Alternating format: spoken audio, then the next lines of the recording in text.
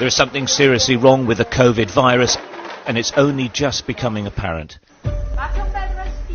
These are not coronavirus patients, but in this region there is a spike in psychosis, kidney disease, spinal infections, strokes, chronic tiredness and mobility issues, even in people who had mild COVID-19.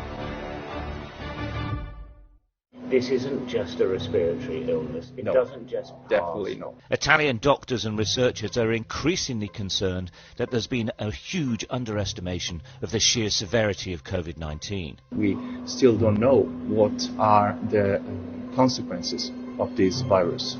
Dr. Roberto Cosentini oversaw the emergency response in Bergamo, one of the worst affected towns in the north of the country.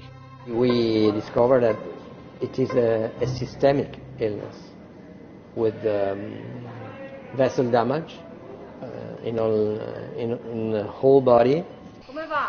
Dr. Emanuela Catenacci is a neurologist who was co-opted to work on the intensive care wards.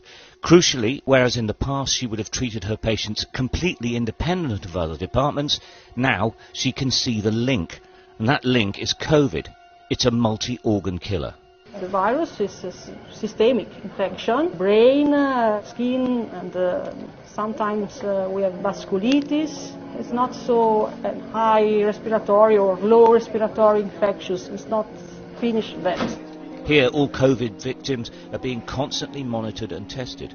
They're trying to gauge the long-term effects of the disease. They're beginning to fear that some may never recover. E dopo a quelli che invece non rispettano niente le auguro una settimana che ho provato io. Filippo Alcaini has been COVID-free for 4 months, but he still struggles to breathe or live a normal life. Una bella settimana di star male come sono stato male io, che forse capiscono di non sottovalutare tanti aspetti che dobbiamo per forza obbedire e stare ai ripari. What the doctors here are saying is that people must listen. They are seeing people who had mild COVID symptoms coming into hospital with serious illnesses that might stay with them for the rest of their lives. Buongiorno Giordano! Buongiorno!